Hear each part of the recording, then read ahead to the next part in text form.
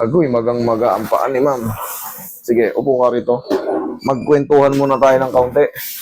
Ano po ba nangyari sa inyo? Ano lang po ito sa kanal eh, nalusot lang ganun. Pero yung kanal, mababaw lang.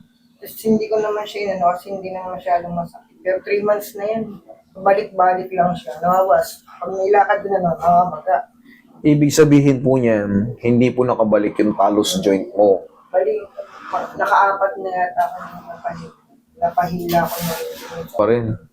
naiuwi ko na ata ng probinsya. Ganyan pa rin. Oh, pag-uwi. Alam nyo, ganito yan. Katulad niyan, ang unang kwento ni ma'am, sabi niya, nalaglag daw siya sa kanal. Kaso, syempre, akala niya baliwala lang yun. Para ka natapilok doon. Syempre, na-shoot ka sa kanal eh. Nailakad ko pa siya. Tapos pag-uwi ko ng bahay, namalingki pa ako eh. Pag-uwi ko dito, magana na pero konti lang. Hindi ngayon, kita mo ngayon, doble-doble na hanggang dito na yung pamamaga. Hindi ka na makalakad ng maayos. Nakakalakad na, pero yun nga, pag nasobrahan na siya ng lakad, pag uwi ko yan, masakit na, hindi na naman ako makakalakad. Ang ano nga po niyan, ma'am, hindi po nakabalik yung tinatawag nating talus joint. Kaya sabi ko, Okay. idalhin ko dito. Sige, ika kayo. Ngayon, ito, mga 2 weeks ang full recovery nito. Huwag muna kayong maglakad-lakad Kumbaga, limitahan nyo muna. Kung ang lakad nyo, pa-dundun lang muna sa bahay, okay lang. Pero yung mga full lakad, kunyari, magmumuling kayo, Hindi malengke. Dahil, limitahan nyo muna yung paglakad nyo kasi ito, ilang buwan na? 3 months. 3 months na. Meron po tayong tinatawag na healing process. Kailangan nyo lang muna, para makapag-recover, ipahinga nyo lang muna. Pwede naman kayo maglakad kaso, limitahan nyo lang muna yung sobrang lalayo. Kaya ko itong ayusin. Kaya kong ayusin yan. Consider na tapilok to kasi nalaglag kayo sa kanal eh. Nalusot kayo sa kanal.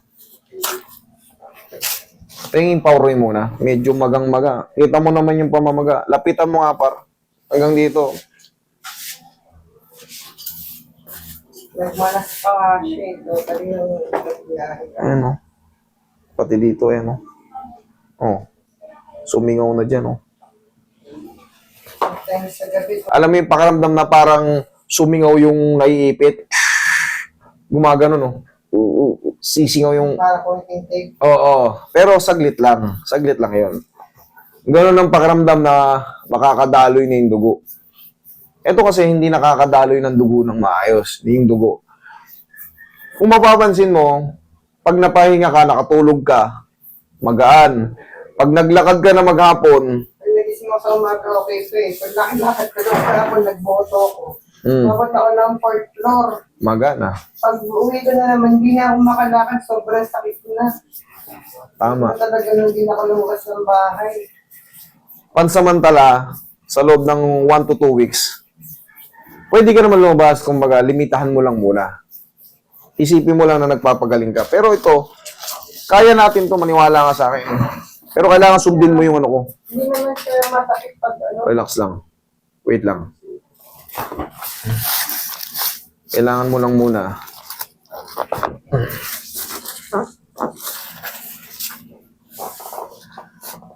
Sundin ang aking payo.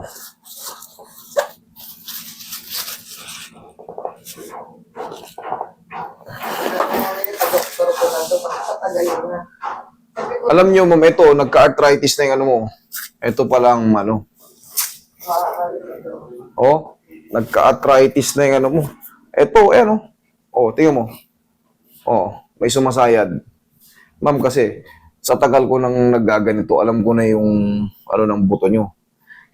Ayan, oh. Pansin mo, ayan, oh. Nararamdaman mo? Ano nararamdaman mo? Tumutunog-tunog. Ayan, oh. Dapat yan, walang ganyan. Or meron man mahina, sobrang hina. Tulad yan, oh. Okay lang. Ito, oh. In-arthritis na yung ano nyo, ma'am.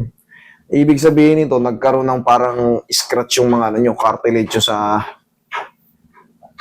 ito sa fibula, tsaka yung tinatawag nating itong tibia. Ayan, oh. Bandage.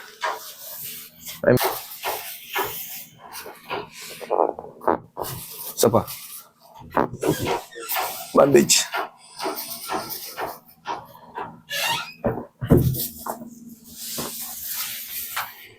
May pa konting pa, Roy. Right.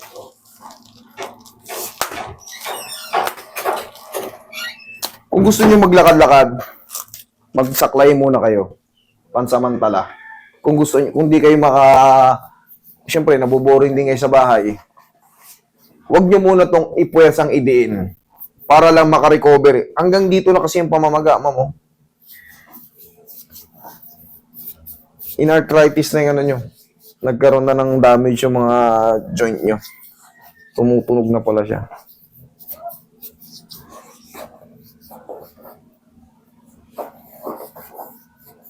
Sa tres, wala ko ilang. Wala ko. Magbawas lang kayo ng mga sobrang alat na papagkain. Magtubig-tubig kayo. Mas parang tubig. Malakas ba kayo soft drinks? Medyo. Tsaka juice. Alisin niyo yun.